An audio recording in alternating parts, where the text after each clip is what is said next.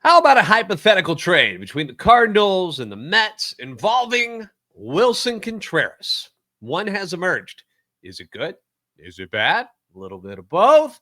We'll talk about it on today's episode of Locked On Cardinals.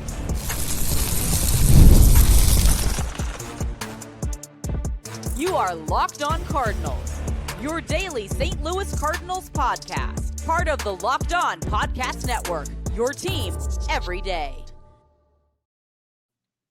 Hey there, Cardinals fans. I'm JD Hafron, a former national radio sports anchor, born and raised in St. Louis and a lifetime Cardinals fan.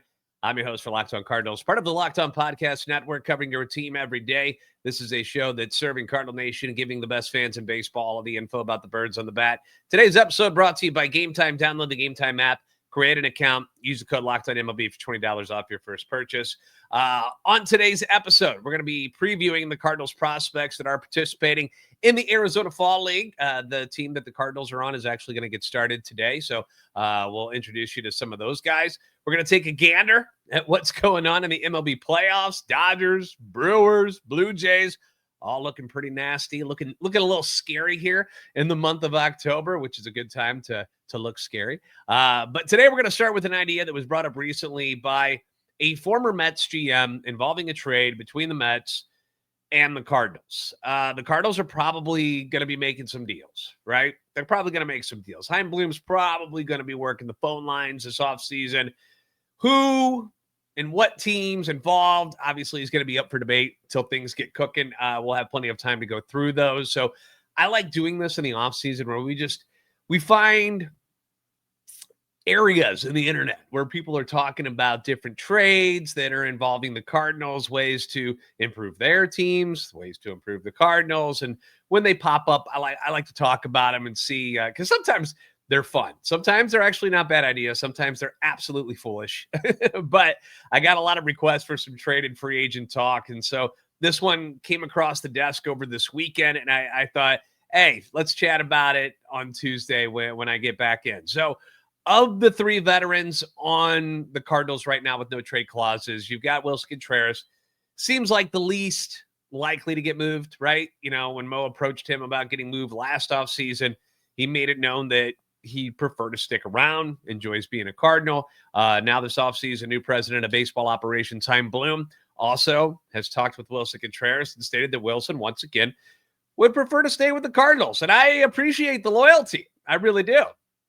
Chaim did say, though, that, you know, if something came up and it made sense for both Willson and the Cardinals, that Willson would be more than happy to take a look at it. But it's clear from these conversations, at least to me, that Willie wants to be in St. Louis. He likes being a Cardinal. He enjoys it. And, you know, he wants to have a positive impact on this organization moving forward over the last couple of years that he's got a contract with them. And, you know, he wants to be a reason why this thing gets back on the track, so to speak, and headed in the right direction. And I think that's great. I think that's great. At the same time, you can't not look around and see if there are some deals. And I mean, I think teams would be interested in Willson Contreras. He's especially now that he can play first base. I think that that adds an added dimension to him where maybe people didn't like what he did behind the plate, but now he played a pretty good first base this year. So I feel like that might entice some people to be a little more interested. Now, who is Zach Scott? Does anybody know who Zach Scott is? Raise your hand if you know who Zach Scott is, because he was the Mets GM back in 2021. He took over for Jared Porter after he was let go. He didn't last very long in the position. It was less than a year, I believe. But either way, at one point, he was the GM of the New York Mets. So that's who he is. Came up with this trade idea recently involving the Mets and the Cardinals, looking for, because he does, talk about what the Mets need to do. He still talks about them. So we're all familiar with the catastrophic demise of the Mets this year. They fell apart so badly during the second half of the season that they failed to make the playoffs despite signing Juan Soto to that 15-year, $765 million deal. They brought back Pete Alonso on a 2-year deal. They signed Clay Holmes and Frankie Montas and Griffin Canning. They made trades with the Cardinals for Ryan Helsley. They went and got Gregory Soto and Cedric Mullins, and all of it failed miserably. They went 38-55 to close the season, and the Reds ended up making the playoffs instead of them. So some changes are going to come for the Mets as well, just like we expect changes for the Cardinals. So for these two teams to hook up again on a deal like they did with the Ryan Helsley deal, that wouldn't shock me. Not at all. It didn't work out so well for the Mets. Ryan Helsley was not very good with New York, which did not surprise me at all. Jury is still out on the prospects that the Cardinals got in return for Ryan Helsley. And in this particular trade, this one's not about prospects, which is more fun. It's about players that you're familiar with. It's about players who are on the active roster. So here is the proposal as made by one Zach Scott, former GM of the New York Mets. The Cardinals would trade first baseman Willson Contreras to New York in exchange for Vientos. Now, Scott's thought process here, he explained it, is that the Mets would move on from Pete Alonso and try to improve themselves defensively. His idea is that Soto would shift to a full-time DH, which is hilarious to me that you would pay 15. You would give 15 years and $765 million for a DH. That's all he's got to do is hit. Wow. Then you replace Pete Alonso with a better defender, a.k.a. Willson Contreras, who was very good at first base in his first year playing the position and also wasn't too shabby with the stick. 257, 20 dingers, 80 ribbies, OPS 791 in 135 games. Nowhere near the production that Pete Alonso gave you, but he's also not going to cost as much as Pete Alonso probably will, who's more than likely going to opt out of that 2-year deal and hit the free agent market again. Vientos. Now, Vientos is 25 years old. If you're unfamiliar with him, he can play both corner and field positions. Had a really nice 2025 season, hitting 260, or 2024 season, I'm sorry, hitting 266 with 27 dingers, 71 RBIs, OPS plus of 134. He had a WAR of 3.1 in just 111 games. He was really, really good. A big surprise, really, for the Mets. He was a highly regarded hitter coming up through their system, but I don't think they were expecting that much production in his first full year there. And it seemed, though, that he was ready to become one of the next big sluggers in that Mets lineup, along with Alonso and Soto and Francisco Lindor. But 2025 was a bit of a struggle. In April, he hit just 212, 4 home runs, 15 RBIs. May, just 2 home runs and 6 RBIs. And then June, he hurts his hamstring, misses almost the whole month. July, 1 home run, 10 RBIs as he tries to, get his timing back. Then he heats up in August. August was great for him. 278, 8 home runs, 22 ribbies before crashing and burning again in September when he fell to 184 with 2 home runs and 8 RBIs. Again, on the year, he finishes at 233, 17 dingers, 61 RBIs, OPS plus 97. Pretty disappointing overall. He had the one really good month, and then everything else was well below average. So, and look at the money-wise. Does it make sense? Money-wise, you got Willie making $18 million in 2026, $18.5 in 27, club option for 28 at $17.5 million. Vientos made just under $789K last year. He is pre-arbitration eligible next season, but then the arbitration will kick in 2027. So you've got him under control for quite some time. Money-wise, this makes a lot of sense for the St. Louis Cardinals. Out with the older, way more expensive player, in with a younger, more economically friendly player.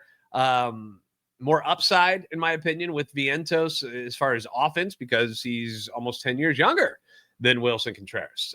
Contreras, eventually, the slide will begin. It'll happen. And you don't want to be, caught when it starts to go down. We've seen how that happened with Paul Goldschmidt and Nolan Arenado. You don't want to be on the hook for a couple of years with a guy who's going the wrong direction. So offensively, you like the upside of Vientos. Defensively, though, he was awful, terrible at third base. Fielding percentage of .950. His defensive run save were -10, outs above average -7. Just to put it in perspective, and we know how Nolan Gorman struggled to get reacclimated to third base, although he got better as he spent more time over there, but he was -3 DRS and -9 outs above average. So Vientos was worse than Nolan Gorman. Just think about that. It's quite the drop from Nolan Arenado the past few seasons. Now Vientos, he was better at first base, but he didn't play there very much. He only logged 23 innings. The Cardinals need offense in a major way. They need a slugger. they'd prefer to save money and move on from the aging, expensive veterans. You can't stick him at third base if you were to make a deal like this. But if you're just swapping the two out and you were like, all right, Vientos for Contreras, Vientos stays at first, you could see the logic. You could see the logic for this for the Cardinals. Vientos coming off kind of a bad year, though. So it's not like his stock is real high. You're in a way buying low on him, because if you tried to trade for him after 24, they'd have been like way more expensive. And Willie was good here in this last year. The OPS plus at 122. You liked him at first base, but is he going to continue to be that good? Or is he going to start to dip as we get into his mid-30s? So let me know in the comments section below on your thoughts on a deal like this. Would you be willing?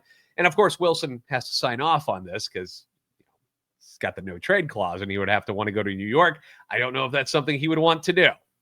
My gut instinct is no. He does not want to be in the city of New York. He seems that very comfortable in the Midwest. But, if you get to play Chaim Bloom right now, would you swing a deal like this if it was available and Willie said yes? And then use the money that you're saving instead of paying Willson Contreras, you could use that on pitching. What do you think? Does it sound good enough to pull the trigger? Let me know.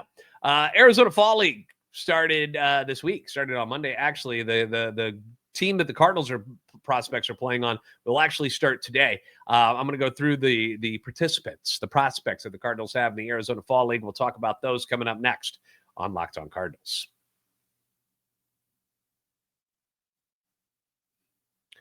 Most people can't name all their financial accounts or even what they're worth, whether it's 401ks, properties, or investments. And when you don't have the full picture, that means you can end up leaving money on the table.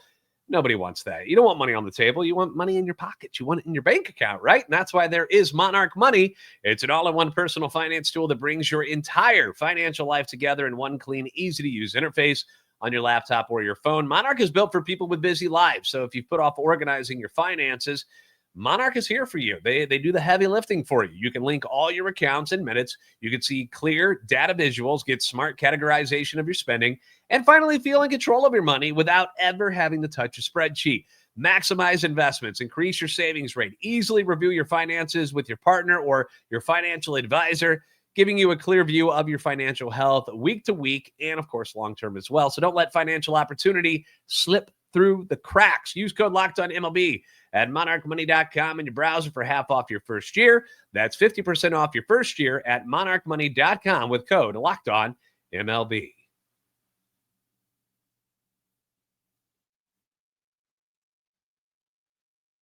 Thanks for making Locked On Cardinals your first listen every day. If you enjoy daily Cardinals content, you can follow the podcast on X at @LO_Cardinals. We're also on YouTube, TikTok, and Instagram at Locked On Cardinals. Would love to have you each and every day if you're willing to be with us. Each year, teams send players and prospects to the Arizona Fall League. Some of you might be familiar with the AFL. Some of you may not be. So this is for players who they want to get some extra reps in, a little extra seasoning, maybe some guys that are prospects that were injured a little bit during the season and didn't get a full workload during the regular season. And the Cardinals would like to see them, finish their year, get to a certain level of at-bats or innings and whatnot. Once again, they got a group of players that are going. They got 8 people this year and going to be a part of the Glendale Desert Dogs. Their group will join members of the Blue Jays, the Braves, the Dodgers, and the White Sox. So here are the selected members from your St. Louis Cardinals. Chen Wei Lin, right-handed pitcher. Tyler Bratt, right-handed pitcher. DJ Carpenter, right-handed pitcher. Randall Clement, right-handed pitcher. Or is it Clemente? Can't say I'm super familiar with all these guys. Travis Honeyman, outfielder. Darlin Saladin, I think is how I pronounce it. He's another right-handed pitcher. Grayson Tarlow's a catcher. Miguel Agueto is an outfielder. The name that's going to stand out of these, the ones that I'm familiar with, because I don't know every prospect that the Cardinals have, okay? But the name that stands out in a big way, both on and off the field in this list, is going to be Chen Wei Lin. All right, he's a 6'7" Taiwanese right-hander. And he's huge. All right, I got a picture of him if you're watching on YouTube. Like, very Adam Wainwrighty, like he's very lean, very thin, long arms, long legs. He's the number 16 prospect for the Cardinals, according to MLB Pipeline. And this past season, he played at 3 different levels. He began at Palm Beach, moved up to Peoria, then got to Springfield. Now, some of these numbers are not going to jump off the page at you. They're just not. All 3 levels combined, 17 starts, 0-2 with an ERA of 5.54. All right. You're like, ooh, what? No, what? How's this guy your number 16 prospect? All right. Here's how. First off, he didn't throw very deep into games. Only threw 50 1/3 innings this year in 17 starts. So if we do math, which we could do real quick, just to kind of help the cause here. But there we go. Calculator, 50 divided by 17. So we're talking 3 innings is what he did. And again, 17 starts. So they weren't pushing him. 70 strikeouts in those 50 1/3 innings. Opponents hit just 199 against him. Now, there's a bit of an explanation to that. At Palm Beach in 24, he was very good. 10-5, kind of breakout season for him. 10-5, 2.79 ERA. Arm talent is there, obviously. The guy can hit triple digits. Fantastic. He's only 23 years old. Awesome. Control issues. That has been the biggest hurdle for Chen Wei Lin.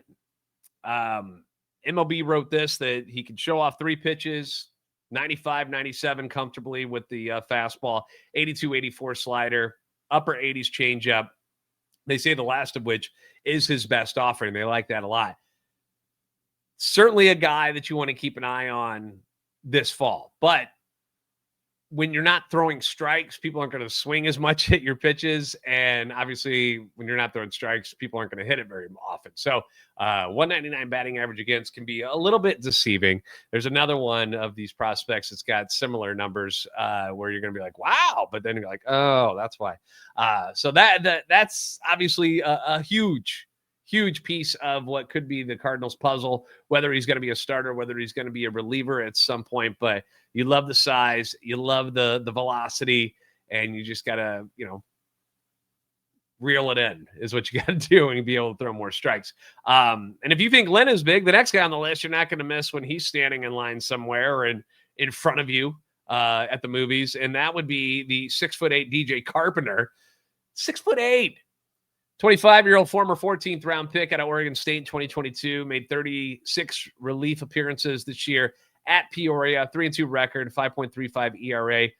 Can't teach size. You can try to take advantage of it, which is what they're going to try to do.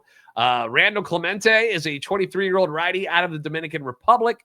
MLB said this about him, that he climbed 3 levels as a reliever, can touch the upper 90s, and flash a plus slider. Though his control is also a major question mark. So here you go. 76 Ks in 53 innings at Palm Beach. Very nice. Very nice. Also at Peoria and Springfield. I should mention that at all 3 levels, that's all those combined. Opponents only hit 170 against him. Whoa. So let's see. 76 Ks, 53 innings, only hitting 170 against him. All right. What's wrong with him? Control. Had 40 walks in those 53 innings as well. He's like Nuke LaLoosh from Bull Durham. Darlin Saladin is also a 23-year-old righty out of the DR. He was at Peoria this year, making 26 appearances and 13 starts, 3-5, 4.85 ERA. I think I'm saying his name right. I apologize if I'm not. Tyler Bratt is a 24-year-old right-hander from East Carolina, 16th round pick back in 23. This past year, he spent time at both Peoria and Springfield, when it combined 2-5 with a 2.98 ERA over 37 appearances. So you like that. He made 3 starts. Opponents hit only 192 against him. But again, control issues seem to be the biggest problem here. He walked 47 hitters in 63 1/3 innings. He did have 68 strikeouts. So again, teach these boys some control. Hopefully they become better pitchers for it. Offensive players consist of outfielder Travis Honeyman, who was the 11th rated prospect in the Cardinals organization just last year in 2024, but has fallen outside of the top 30 now.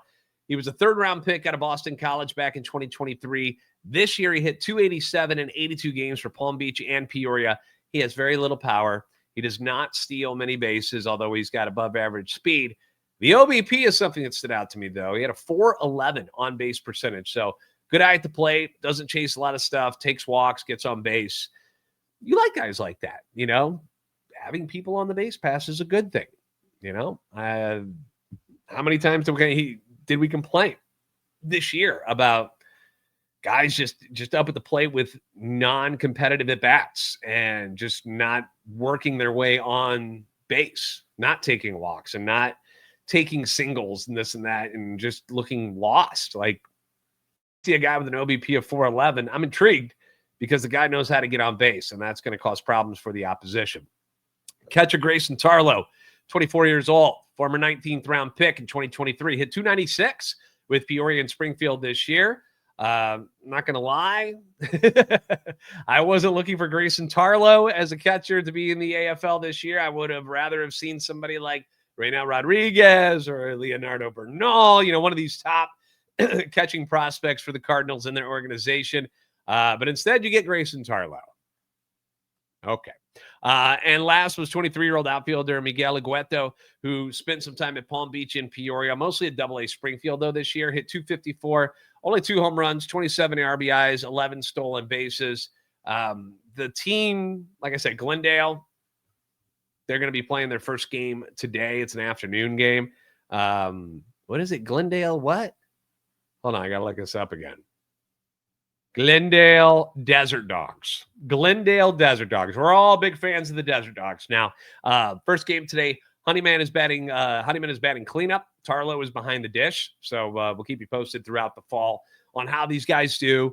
Sometimes it's really cool. You get to see some of these guys do some really special things. Victor Scott was somebody who was there not that long ago and had really good numbers, and it was something that kind of put him on the map as far as making the major league club. So Thomas Jacey recently also did very well in the AFL. So we'll keep an eye on it and see how things are progressing over the fall season. It's not long. They only play for like a month. So, but yeah, so we'll see. Hopefully some good news comes out of that. Up next, we're going to talk about the MLB playoffs because it's playoff time. The Cardinals aren't there, and I'm sad. But at the same time, there are some reasons to make Cardinals fans smile at this point of the year. Has something to do with that Milwaukee and Cubs series that might be making you guys a little happy. So we'll get into that coming up next on Locked On Cardinals.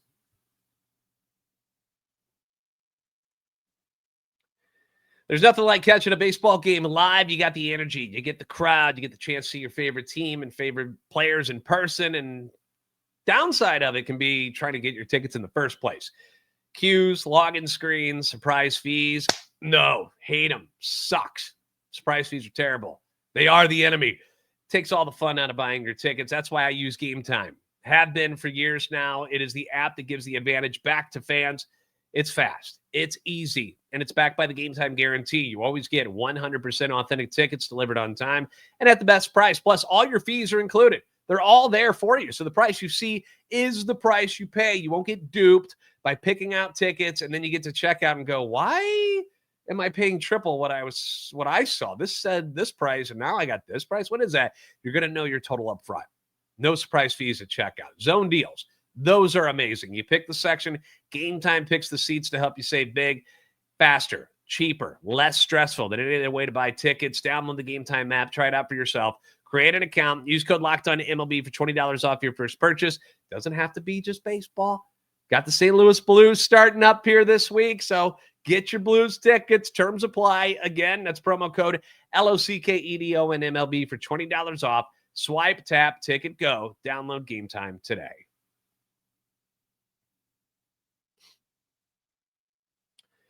Thanks for making Locked On Cardinals your first listen every day for your second listen. Check out Locked On MLB Game Night. It's every game, every night until the World Series champion is crowned. You get local analysis, but on a national scale. Find MLB Game Night on Locked On MLB's YouTube channel or wherever you listen to your podcast. So the NLDS took center stage on Monday night with the Dodgers hanging on to beat the Phillies 4-3. The Brewers beat up on those Cubbies again 7-3. My first thought watching the playoffs is that, this stinks because we don't get to see our Cardinals in the postseason for the third straight season. I see the crowds and I see how much fun everybody's having, and I really miss it. And I'm like, wow, we haven't seen this since, Pujols and Yachty and Waino 3 years ago, man. It seems like it's been 10 years, though. Second thought that comes to mind, the Brewers picking on the Cubs is probably making some Cardinal fans happy, right? Brewers win with a bullpen game on Monday, fell behind 3-0 on a Seiya Suzuki 3-run shot. Remember, he got hot at the end of the year against the Cardinals. He's been hot in the playoffs. Hits a 3-run shot in the first, and the Brewers still went on to dominate this game by a score of 7-3. Chuck from Locked On Brewers was saying before the playoffs began that, you know, the Brewers, they just needed a break. They were kind of running on fumes there at the end of the regular season, and they really needed a break. They wanted to rest up. And he said that they're going to be fine. I promise you. They're going to be better in the playoffs than you've seen recently. And he wasn't lying. After smoking the Cubs in game one by a score of 9-3, they scored 7 unanswered runs to bury Chicago again in game two. And they did it with the long ball, which is not something that the Brewers did a whole lot of this year. Andrew Vaughn, who they got from the White Sox for Aaron Savali. It just seemed like, hey, we're just getting Savali out of here. He doesn't want to be here anymore. Okay, we'll take Andrew Vaughn.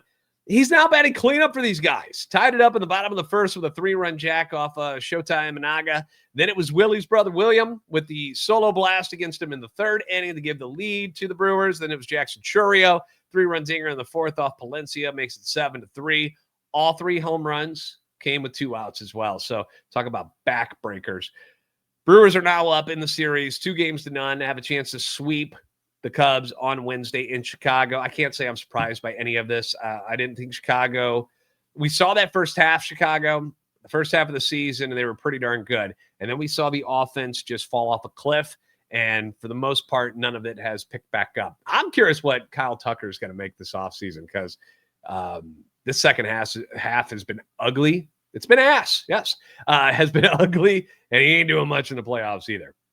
On the other side of the NLDS, Dodgers take down the Phillies 4-3 thanks to a late rally by Philly, who scored 2 in the ninth to make it interesting. Former Cardinal Tommy Edman almost choked it away at the end. He spiked the final ground ball for the final out of the game, and he spikes it in the dirt, and tying run was on third base, so that's scoring. And Freddie Freeman made an outstanding pick and was somehow able to stay on the bag as well to end it. Almost a disaster there for Tommy Edman, who was 0 for 4 at the plate with 2 Ks, hitting just 182 in the postseason.